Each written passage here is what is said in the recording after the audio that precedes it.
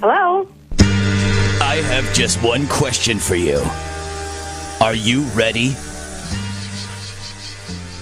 Am I ready for what? Who's this? Are you ready for this Sunday night when WWE Champ John Cena defends his title in the WWE Super Slam? Right now you can order this awesome pay-per-view event for just $59.99. Good evening, fellow economics lovers. Today, we got the wonderful podcast of BE Economics. Usually I have my supporting cast, as you guys know, but coronavirus hit, and they're locked up in quarantine around the clock. So, you boys are in for a good one.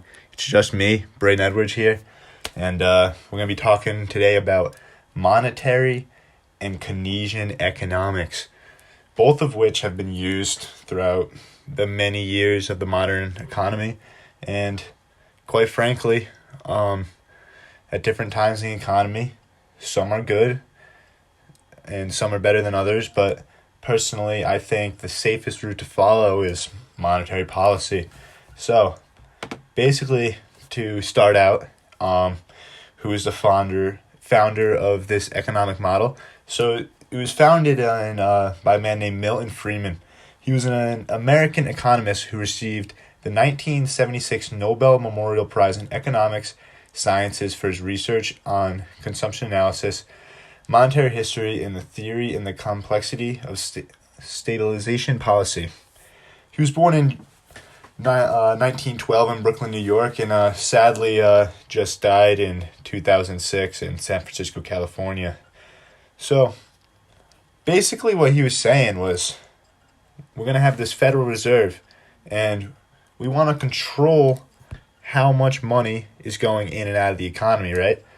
So, under this Federal Reserve, the system brought all banks in the United States under the authority, creating 12 regional Federal Reserve banks, which are supplied by the Federal Reserve Board.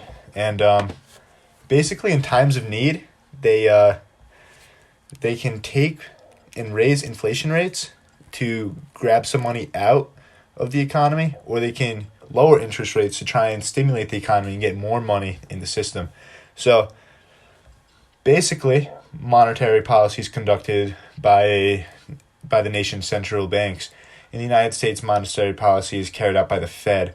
The Fed has three instruments that it uses to conduct monetary policy: open market operations, change in reserve requirements, and change in the discount rate. Most importantly, how the economy is going to be changed by monetary policy is through the discount rate. You got to remember that, because the discount rate is basically very, very important when stimulating the economy in this day and age. You see, stuff like the coronavirus that just happened, the Dow Jones, S&P, NASDAQ, they all crashed about 10 to 12% in some cases. Even many stocks went down as low as 50% over the past week or so from this coronavirus scare. And quite frankly, the United States government urged, and along with the Fed, which is very much so separated from the United States government, they decided that they need to act and create a new discount rate to stimulate the economy, so investors weren't scared, and the citizens of the United States could benefit from a discounted rate on inflation. And quite frankly, the discount rate is the interest rate the Fed charges banks that need to borrow reserves in order to meet reserve requirements. From time to time, unanticipated withdrawal leaves banks with insufficient reserves. Banks can make up for deficiencies in their required reserves by borrowing from the Fed at discount rates. So basically, in a time when, such as a coronavirus or something happened in the economy, the depression, 2008 recession, they want to lower the interest rates almost to 0%. So the banks in the United States have the ability to borrow more money, which allows the banks to give out more money and allows the economy itself to stimulate itself to the point where me, myself, or my parents, or little Jimmy, little Timmy down the street, they can go out and stuff won't be as expensive because there'll be more money in the economy, there'll be more spending, it'll hopefully bring out this drought or recession or whatever economic global scenario is happening in the world today. So this compares to Keynesian economics, where it was created by a guy by the name of, give me a second, it's on the tip of my tongue, John Maynard Keynes, born in 1883. So he is considered the founder of modern macroeconomics, and he thought government should increase demand to produce best growth. He thought of this idea in the 1930s when the world was going through a catastrophe known as Great Depression. It was a complete deleveraging of the economy.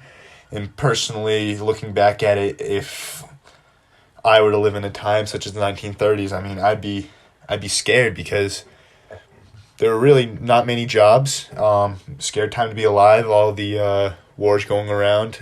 Just finished World War I, and then Europe's getting all mashed up between Germany trying to rise as a higher power, battles with France. It's getting a little sticky. But that's beside the point, you know. Keynes basically, he wanted to have the government try and stimulate the economy by making people work for the government, or having the government buy goods and services. So it kind of stabilized the economy, and quite frankly, looking back, Keynes started this idea in 1930. It was implemented around 1930, and we didn't really see the Great Depression be lifted for about 8, 9, 10 years. So personally, like in the long run, maybe this idea that Keynes thought of is very helpful. But personally, I think the best way to start when you see a problem occurring in the economy, such as coronavirus, 2008, is lower the interest rates, allow the economic system that was built be exploited, and try and get more money working in the system with the monetary policy through the Fed, and allow consumers to have more money to buy more things, and that way it will stimulate the economy before deleveraging happens. So we wouldn't even have to use Keynes' model where Keynesian economics comes to play and the government gets involved, because at the end of the day, I mean, the government is the biggest business. The United States government is probably the biggest business in the world, and will be for the next, whoever knows, 100,000 years, whatever. But that's just a joke. I don't know exactly how long the United States is going to be around, how long it's going to be a modern superpower. But just saying, before a deleveraging of the economy takes place, I believe that monetary policy, lowering things at a discounted rate with the Fed, is much more useful. And quite frankly, monetary policy should be used more often, and it is used greatly within the United States, and used this past day in the by the Fed for the coronavirus, but and it was even lowered by to try and stimulate the economy in this expansionary time in the United States economy. But it is scary though, but that they did lower interest rates and when we were in an expansionary time. So that's the only thing that worries me about monetary policy, is that we don't know exactly where this could take us in the long run. But in the short term, I mean, it kind of stabilized the economy. I mean, this past day, I know when it went down, the Dow went down to about 25,000 points. It's rallying up to 27,000 points now, and nearing its previous highs around 29,000. So it's within the past few days, it's made a steep incline about it. But overall, you know, monetary policy in the short term is a great system in place that we can do to try and stabilize the economy, help the consumer, and just relieve the pressure off the American people, because we need a stable economy, and monetary policy is something we can do in this day and age that will allow a stable economy and we will see the results within 1 to 2 days or a few months, within a year, when monetary policy takes place, compared to where Keynesian economics, we may not even see the results 10, 12 years down the line, which to me is kind of pointless in the fact that this day and age, we want things fixed now. We want things fixed fast.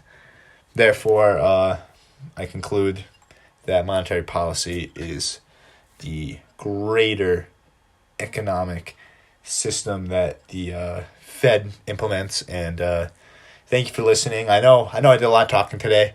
My friends Jimmy and Timmy, they're in the sin bin for the coronavirus, but hopefully they'll be back in next week. Catch you boys later. Hey, boogie with the hoodie, damn, you be flexing.